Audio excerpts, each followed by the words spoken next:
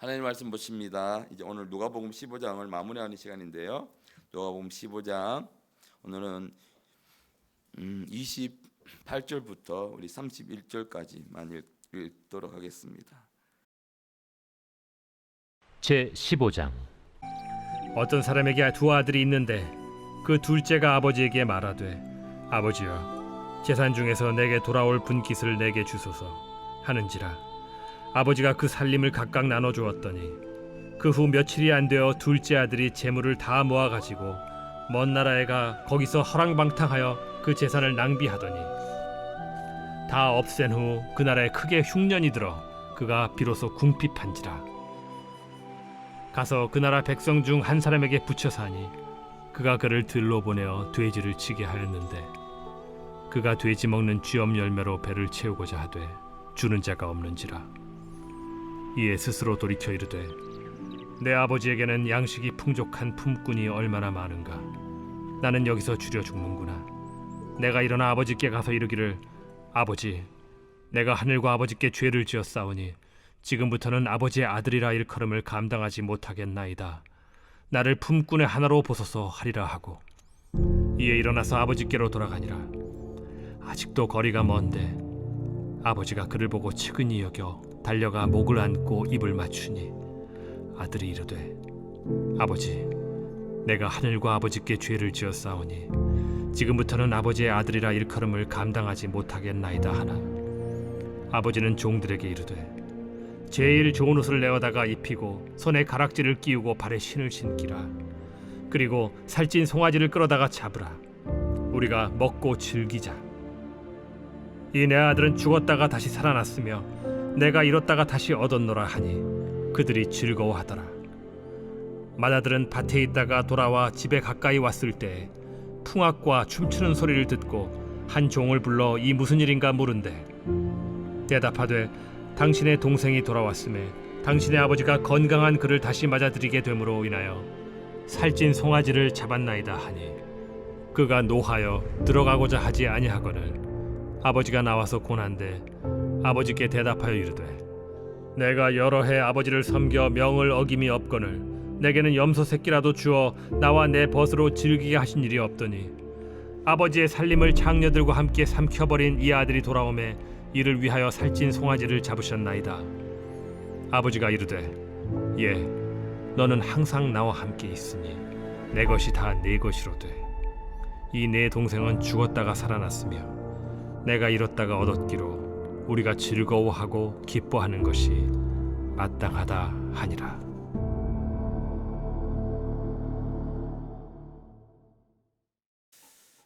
우리 오늘 계속해서 이제 한 주간 우리가 수요일부터 시작해서 누가복음 15장을 보고 있는데요. 오늘은요 이제 마무리하면서 제목이 종의 삭설 원하십니까? 아니면 아들의 상속을 원하십니까? 라는 제목으로요. 함께 오늘도 하나님 말씀을 통해서 우리가 깨어나기를 원합니다. 우리가 이렇게 새벽마다 와서 기도의 제단을 쌓는 이유, 그렇죠? 내 삶 속에서 크고 작은 문제들을 그냥 하나님 앞에 올려드려서 내가 그거 가지고 고민하면서 하는 것이 아니라 하나님 앞에 다 올려드립니다. 하나님에 맡기기 위해서 우리가 이렇게 또 나와서 기도를 하는 것입니다. 우리가 한 주간 동안도 우리가 계속해서 다뤘던 주제가 내 삶의 통제권, 주도권을 양도하자. 월요일 날 우리가 계속해서 한 주간 계속 하나님의 역사가 나타나지 않는 것은 내가 삶의 주인이 되어 있기 때문에 그렇다라고도 말씀을 함께 나눴는데요. 정말 우리는요,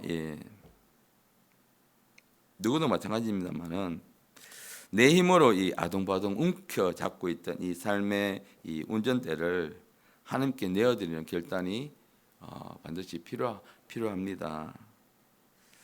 제가 그래서 이제 오늘 이 말씀을 정말 준비하면서 이 설교 부분들을 계속 묵상하다가 한 구절이 저에게 와닿아서 크게 울림으로 왔습니다. 어떤 구절이냐면 이 구절입니다. 아버지께 이르되 너는 항상 나와 함께 있으니 내 것이 다 내 것이로다. 지금 이 분노하고 있는 큰아들에게 와서 아버지가 하는 이야기가 이 이야기입니다. 내 것이다, 내 것이로다. 이 말씀이 제 마음속에 깊이 울렸습니다. 이 말씀 무엇입니까? 아버지가 맏아들에게 상속자는 너야 라는 것입니다. 그것을 인정해 주는 말입니다. 맞습니다. 이 맏아들은요, 아버지 모든 재산을 물려받을 수 있는 법적인 권리가 있고 위치에 있습니다 지금. 그런데 이 맏아들은 전혀 이것을 받을 마음의 준비가 안 되어 있습니다. 여러분, 말씀 묵상이라는 것이 바로 이것입니다.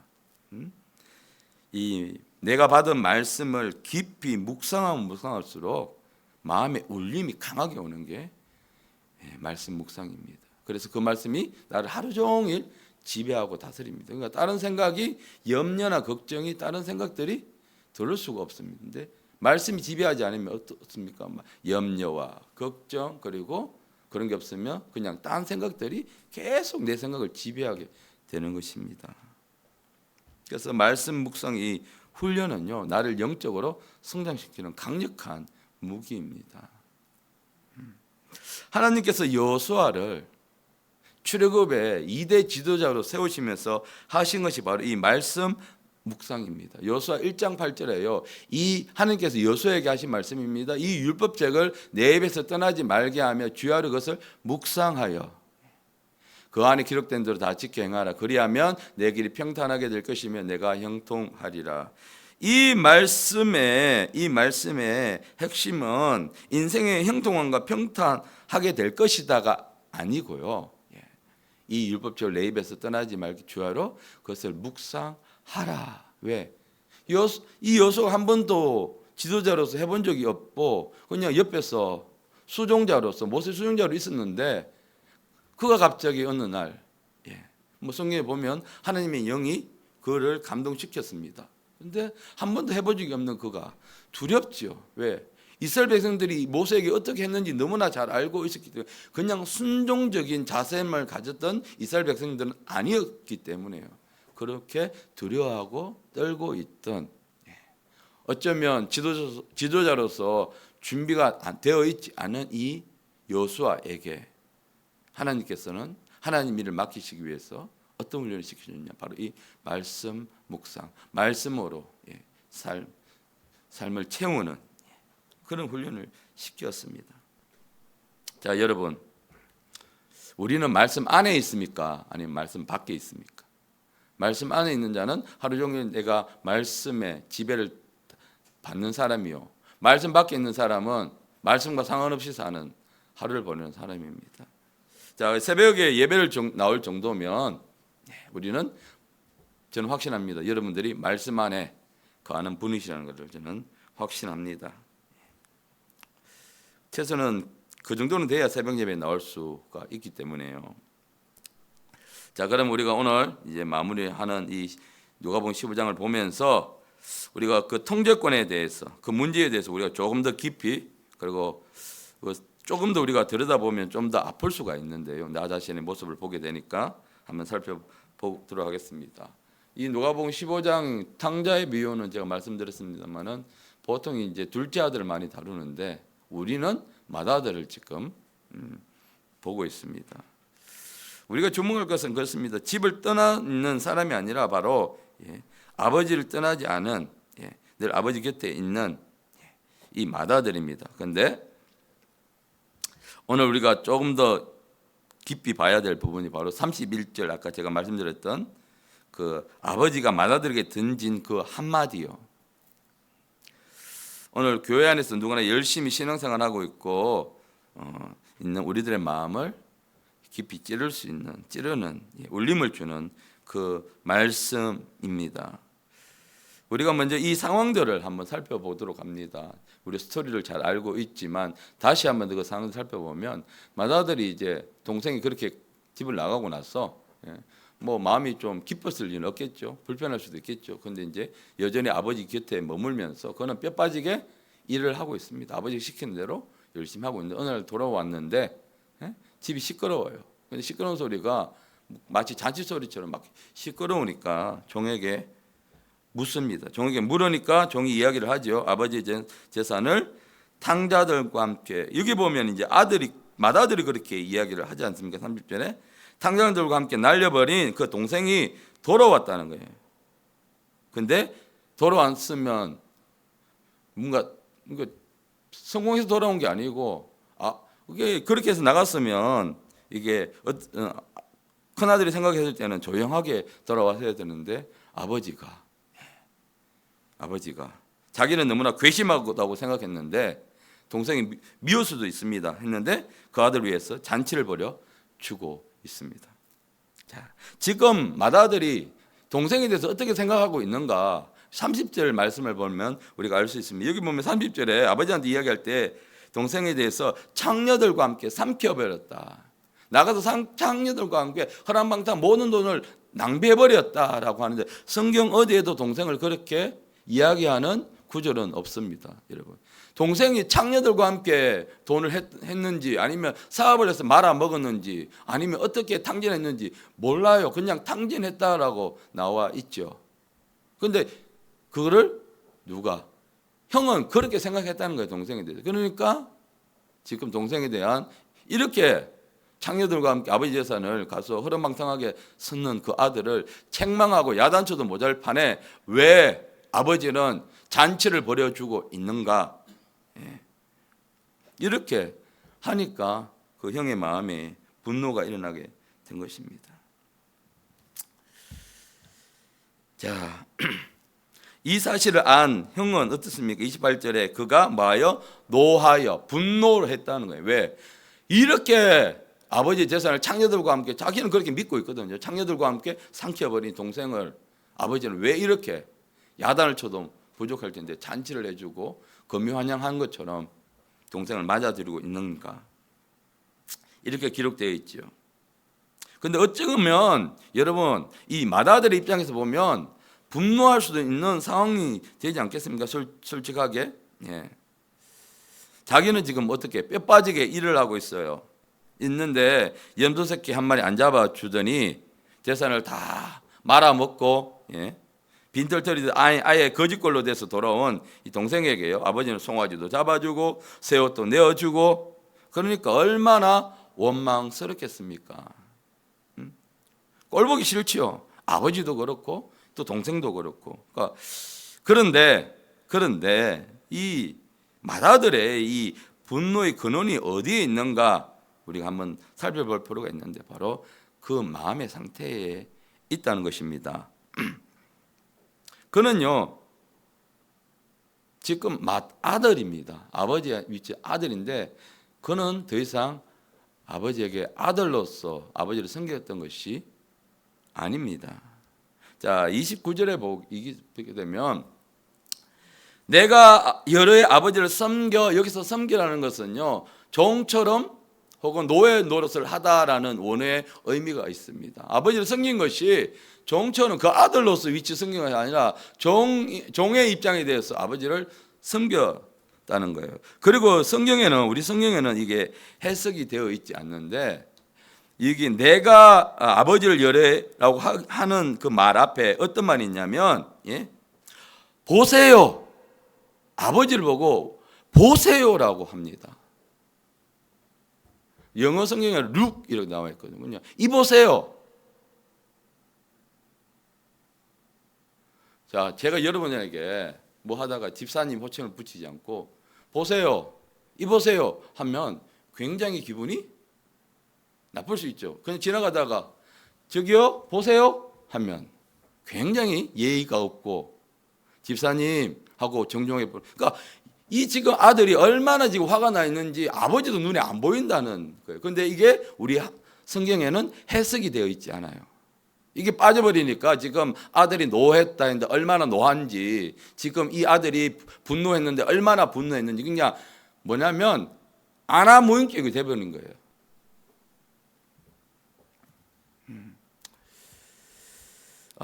왜냐하면요, 그의 마음이 더 이상 그는 아들이 아니라 종이라는 마음이 자세 밑바닥에 깔려 있기 때문에 아버지한테 그렇게 이야기를 합니다. 보세요. 내가 아버지를 여러에게 섬겨서 말 잘 듣고 순종해서 섬겼는데 나에게는 해준 건 아무것도 없잖아요. 아버지가 나한테 해준 게 뭐가 있어요? 그러니까 당신이 나에게 해준 게 뭐가 있어요? 그 30절에 보면요. 여기 동생을 이야기할 때에 거기 한번 보시면 30절 성경을 보시면 장녀들과 함께 삼켜버린 이 아들이라고 했는데 그 앞에 생략된 단어가 뭐냐면 당신의 이 아들이라고 한 거예요.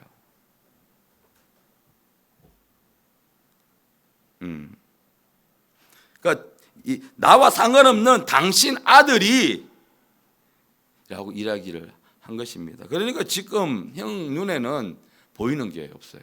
너무 많이 열이 받았어. 그런데 그게 원인이 마다들은 아버지에게 찾지만 그 원인은 누구한테 있느냐? 지금 본인의 마음의 자세. 자기는 이 집에서 뭐로 종으로 지금 대우받고 있다고 생각한 거예요. 본인이. 우리는 그렇지 않습니까? 교회 안에서. 교회 안에서. 자, 여러분, 이 마다들의 마음 깊은 곳에 숨겨져 있던 이 무서운 진실 하나가 이게 발견됩니다. 그토록은 아버지를 떠나지 않고 순종하는 효자처럼 사람들 눈에는 다 그렇게 보였는데 그 속마음에는요 뭡니까? 종처럼. 종은 대가를 받아야죠. 그렇죠? 내가 이만큼 일을 하면 품삯을 줘야죠. 철저히 거래를 하고 있었습니다. 내가 이만큼 아버지 말씀 잘 듣고 섬겼으니까 아버지는 나에게 마땅히 줘야 돼요. 그러니까 보십시오. 열심히 섬겼는데 나에게 해준 게 뭐가 있습니까? 라고 이야기를 하는 거예요. 자, 우리가요 이 마다들이 자기 삶을 버리고 아버지를 통제하려던 방식이 바로 여기에 있습니다. 자기 삶이요 더 이상 아들이 아니라 자기는 그 집에서 노예였고 종이었다는 거예요. 그러니까 둘째 아들이 집 나가서 자기 마음대로 사는 방식. 둘째 아들도 마찬가지죠. 자기가 돈 가지고 나가서 삶을 통제하려고 했다면 마다들은요 집안에서 순종하고 열심히 하는 척 하면서 아버지를 통제하고 자기 권리를 주장하려고 했다는 겁니다. 그러니까 이게 둘째도 나쁘지만 첫째 마다들도 사실은 바른 모습은 아니었습니다. 그런데 이 지금 마다들이 누군가 바로 교회 안에 있는 우리들의 모습입니다. 우리는 하나님 앞에서 내가 이만큼 하는데 하나님 나를 이렇게 해 주셔야지 하는 이런 보상 심리가 그래서 하나님을 통제하려고 하는 그런 심리가 깔려 있다는 것입니다. 그런데 이렇게 분노하고 있는 마다들에게 아버지는 화를 내지 않고요. 좀 아버지한테 막대하고 있지 않습니까? 보세요 하면서 아마 분노했으니까 사태질도 해줄 수도 있겠고요. 그리고 또 동생을 당신의 이 아들이라고 이야기도 하고요. 그런데 그 아들에게 아버지는 부드럽고 단호하게 한마디를 딱 던집니다. 이거는요 이 마다들의 지금 자기가 생각하고 있던 그 생각을 완전히 무너뜨리는 생각입니다. 바로 이 말씀이죠. 너는 항상 나와 함께 있으니까 이 모든 것들이 누구 거겠니? 다 내 거야. 전혀 한 번도 마다들은 자기 것이라고 생각해 본 적이 없었어요. 그러니까 내가 이렇게 열심히 하는데 아버지 나한테 자기 것이라면 이렇게 당연히 내 것인데 이렇게 말하지 않았을 것입니다. 이 짧은 말씀이 마다들에게 어떤 의미가 있었을까? 이 짧은 말씀이 오늘 여러분들에게 어떤 의미로 다가오고 있습니까? 이미 이 아들은 마다들은 다 가졌습니다. 그런데 정작 누구만 모른다? 자기만 모르고 있습니다. 동네 사람들 다 알아요. 아버지도 알고 그 집에 있는 종들도 알고 근데 누구만 모른다? 본인만 모르고 있었습니다. 왜?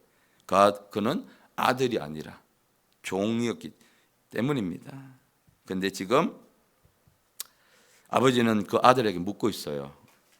아들아, 그러니까 자기에게는 막대하는 아들에게 아버지는 아들아라고 해요. 자기에게 막대하고 있는 우리들의 하나님이 우리에게는요 아들아라고 이야기하고 있습니다. 때로는 우리가요 그러지 말아야지만 원망을 하나님 앞에 쏟을 때도 있죠. 너는 왜 나와 가족으로 살지 않고 주인과 종의 관계로 살고 있느냐? 내가 밭에서 땀 흘린 것이 내 사랑을 얻기 위한 노동이었느냐? 나에게 잘 보기 위한 것이었느냐? 그래서 나에게 뭘 원했느냐? 그래서 내가 순종하는 것이 염소 새끼 한 마리를 얻어내기 위한 고작 그거였느냐? 묻고 있는 거예요. 넌 내 아들이다. 이 집의 모든 소유가 누구 거? 내 거야. 너의 것이란 말이야. 네가 증명하지 않아도 이미 동생이 그렇게 나갈 때부터 이 모든 것은 누구 거? 내 거야. 너의 것이란 말이야. 증명할 필요가 아무것도 없다. 그런데 큰아들은 뭐 하고 싶었다? 증명하고 싶었다. 내가 아버지의 아들이라는 것. 증명하지 않아도 되는데 이 아들은 증명하고 싶었습니다. 우리가 그렇지 않습니까? 우리가 하나님 앞에서 뭔가 내가 열심을 내는 이유가 내가 하나님 앞에 인정받고 싶어서 뭔가를 증명하고 싶어서 그렇게 해서 우리는 하나님의 아들이 되는 것이 아니죠. 영접하는 자 곧 그 이름을 믿는 자들에게는 하나님의 자녀가 되는 권세를 주셨어요. 우리가 증명한다고 해서 내가 어떤 행위를 한다고 해서 열심을 낸다고 해서 내가 하나님의 아들이 되고 안 되고가 아니죠. 그 이름을 믿고 우리가 받아들이면 그때부터 우리는 하나님의 자녀가 되는 권세를 우리에게 주셨습니다. 그런데 맏아들은요 자기 아버지 재산을 물려받을 자격이 있다는 것을 증명했습니다. 스스로. 그러니까 그가 계산하고 늘 긴장하면서 아버지 눈에 벗어나지 않기 위해서. 그런데 아버지는요 내 것이다 내 것이라고 말씀을 하시면서 아들을 이 잔치 자리에 같이 들어가자. 어쩌면요 이 잔치가 둘째 아들을 위한 잔치였지만 맏아들을 위한 잔치일 수도 있습니다. 더 이상 둘째 아들은 돌아올 때 내가 아버지 아들이 아니라 종으로라도 아버지 곁에 있기를 원합니다라고 왔죠. 그랬어요. 여러분 하나님 우리에게 말씀하십니다. 내 힘으로 얻으려고 하지 마라. 너는 이미 다 가졌다. 우리에게 말씀하십니다.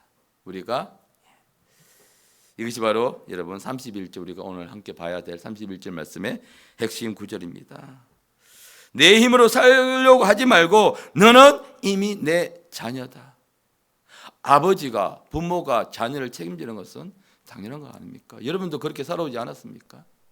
여러분들이 자녀에게 뭘 요구했습니까? 너 이만큼 해야 내가 너를 돌봐줄 거야. 한 부모가 있습니까? 아니잖아요. 그가 나의 자녀이면 부모는 아무 조건 없이 그 자녀를 돌보고 했던 것이 바로 부모의 마음 아닙니까? 오늘 하나님 우리에게 말씀하십니다. 너의 힘으로 살려고 하지 마. 너는 이미 나의 자녀야. 오늘 함께 예배드리면서 또 온라인으로 함께 예배드리면서 깨어있는 성도 여러분, 이 말씀을 오늘 우리 사는 삶 가운데 한번 적용시켜 보시길 바랍니다. 우리가 이 새벽에 나와서 기도하는 것. 우리들은요 어쩌면 교회를 떠난 탕자보다 아버지 집에 머물러 있는 맏아들에 가깝지요. 그래서 우리는 열심히 주의를 지키고 성수하고 또 11조도 하고 봉사도 하고 헌신합니다. 참 이 모든 일은요 너무나 귀한 일입니다. 어느 일 하나 가치를 우위를 매길 수 있는 일들은 하나도 없습니다. 모든 일들이 하나님 안에서 귀하고 값어치가 있는 일입니다. 하지만 정작 이런 일들을 하는 우리들의 내면의 모습이 정말 아들의 모습입니까? 아니면 우리가 종의 모습으로 있습니까? 그러면서 나의 밑바닥에는 하나님과 거래를 하고자 하는 그런 심리가 마음이 있지는 않습니까? 하나님, 나는 이렇게 새벽 단을 쌓아요. 하나님, 나는 교회 와서 이렇게 헌금도 하고 나는 주일 성수도 꼬박꼬박 지키고, 그런데 내 삶은 왜 이렇게 힘들죠? 이런 것 자체가 뭐다? 내 밑바닥에 하나님을 향한, 내가 이렇게 하는데 내가 왜 이렇게 힘들죠? 하나님 왜 가만히 있죠? 이런 심리가 깔려 있습니다. 나는 주일도 꼬박꼬박 잘 드리고 성수하고 하는데 들락날락 주일도 마음대로 지키고 자기 마음대로 사는 저 사람은 왜 저렇게 잘 살고 저렇게 행복해 보이죠? 여러분, 이 억울함과 분노가 우리 안에 꿈틀거리고 있다면 그것은 하나님을 내 식대로 통제하고자 하는 증거입니다. 그냥 하나님을 내 삶의 주인이 아니라 나를 도와주는 은행의 잔고 정도 우리는 생각을 하고 있지요. 아니면 나의 보조 배터리 정도, 나의 배터리가 다 방전될 갈 때쯤 한 번씩 급하게 충전해서 쓰는 보조 배터리처럼 우리는 생각하고 있지는 않습니까? 이것은요, 믿음도 아니고 신앙도 아닙니다. 이것은 하나님을 향한 내가 통제이자 큰 맏아들처럼 대가를 요구하는 조종인 것이죠. 여러분, 우리가 삶의 통제권을 하나님 앞에 온전히 양도하지 못한, 지난번 우리가 양도하자, 양도정서, 우리가 이제 쓰지는 못했지만 새벽에 제가 한번 우리가 마음으로 양도정서를 하나님께 올려드리자고 이야기를 한 적이 있는데, 정말 그때 우리가 온전히 내 삶을 양도하지 못하는 진짜 이유, 근본 이유가 뭔가? 그것은 바로 하나님을 향한 신뢰가 없기 때문입니다. 100% 신뢰하지 못하니까. 여러분, 신뢰하면, 믿으면 맡기죠. 믿지 못하니까 못 맡기는 겁니다. 제게 지금 지갑이 있습니다. 지갑을 누구한테 맡길까요, 여러분? 가장 신뢰하는 사람에게. 그렇죠? 여러분도 마찬가지죠. 저한테 핸드폰이 있습니다. 누구한테 맡길까요? 가장 신뢰하는 사람에게. 여러분의 삶, 소중한 그 삶을 하나님 앞에 맡기지 못한 이유가 무엇입니까? 내가 신뢰하지 못하니까, 믿지 못하니까. 말로는 내가 주님을 의지합니다. 입술로는 고백을 합니다. 그런데 진짜 우리는 믿고 있다는 것이죠. 하나님을 신뢰하고. 그건 신뢰를 못하기 때문에 내가 움켜잡고 내가 애를 쓰고, 그래, 결국은 내 몫은 내가 챙겨야 돼. 아무도 도와주는 사람이 없어. 내가 챙기지 않으면 누구도 나를 도와줄 수 없어. 나는 그 불안감 때문에요. 마치 우리가 이 땅에서 고아처럼 살아갈 때가 참 많이 있습니다. 우리는 고아가 아닌데 하나님은 너는 내 아들이야 라고 이야기하는데, 우리는 마치 부모 없는 자식처럼 살아가실 때가 많이 있습니다. 누가요? 이 맏아들처럼요. 맏아들은 근데 다 가졌습니다. 오늘 우리를 향해서 하나님께서 말씀하십니다. 애야, 너는 항상 나와 함께 있으니, 즉 하나님 항상 우리와 함께 계십니다. 우리가 기쁠 때도, 우리가 힘들 때도, 우리가 병과 함께 사투를 벌일 때에도 하나님 항상 어디에? 우리와 함께 계십니다. 그러면서 내가 가진 모든 것이 뭐다? 내 것이다. 이건 누구한테 주는 건? 바로 상속자한테 주는 것입니다. 여러분, 내 삶의 통제권을 양도한다는 것은 그냥 내 뜻대로 하지 않고 포기하겠습니다, 그냥 한다는 그 체념한다는 말이 아니고요. 진정한 통제권의 양도는 하나님 것이 이미 다 내 것입니다는 것, 하나님을 전적으로 믿는다는 것, 믿으니까 내 삶을 그 분에게 맡길 수가 있는 것이죠. 믿으니까 내 삶을 그 사람에게 다 맡길 수가 있는 것이죠. 이 믿음에서 출발하는 것입니다. 단순히 그냥 준다고 해서 양도한다고 되는 것이 아니고 내 속에 하나님의 한 절대적인 믿음, 믿음. 내가 이렇게 했으니까 하나님이 채워주신다가 아니라 내가 이렇게 하지 않을지라도 아들은 증명할 필요가 없잖아요. 이 맏아들은 증명할 필요가 없잖아요. 아버지를 위해서 뭔가 내가 증명해서 그 권리를 사람들에게 나는 이 상속자라고 사람들에게 보여줄 필요가 없잖아요. 모든 우주 만물을 창조하고 다스리는 그분께서, 전능하신 그분께서 진짜 아버지시라는 것. 전능하신 그분이, 모든 것을 다 하시는 그분이 우리의 하나님이라는 것. 오늘 이 탕자의 비유에서 우리가 다시 한 번 더 바라봐야 될, 하나님을 봐야 될 믿음인 것입니다.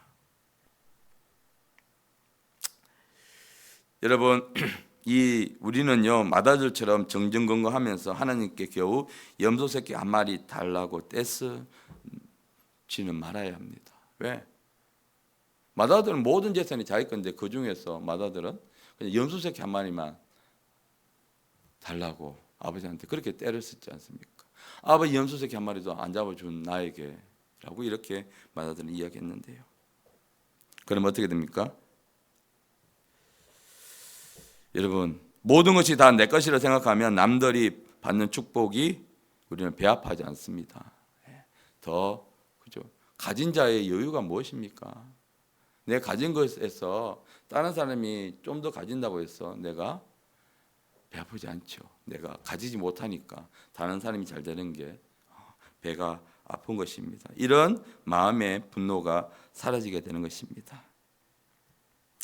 하나님 오늘 우리에게 말씀하십니다. 내 것이 바로 내 것이다. 하나님 우리에게 전부를 줄 준비가 다 되어 있습니다. 그래서요 아버지의 사랑은 어떤 사랑입니까? 예수 그리스도를, 하나밖에 없는 예수 그리스도를 희생 제물로 우리에게 내어주시면서까지 자기의 사랑을 확정시켜 주신 분이 바로 우리 하나님이십니다. 그래서 로마서 5장 8절 말씀에요, 함께 읽겠습니다. 우리가 아직 죄인 되었을 때에 그리스도께서 우리를 위하여 죽으심으로 하나님께서 우리에 대한 자기의 사랑을 확정하셨느니라. 이분이 바로 누구다? 우리 하나님이시라는 거예요. 자기의 아들을, 독생자 아들을, 독자 아들을 우리를 위해서 내어주시면서까지 우리를 살리신 분이 바로 우리 하나님이시라는 거예요. 세상에 가장 위대한 사랑이 어떤 사랑입니까? 생명을 바치면서 헌신하는 사랑만큼 가장 위대한 사랑은 없습니다. 그 사랑을 누가요? 우리 하나님 우리에게 보여주셨습니다. 여러분 기억하십시오. 우리가 구원받은 것은 맏아들처럼 명을 어기지 않고 우리가 순종했기 때문이 아닙니다. 우리가 구원받은 것은 오직 십자가에서 자기 목숨을 내어주신 예수 그리스도의 은혜, 하나님의 그 사랑 덕분에 우리가 구원받은 것입니다.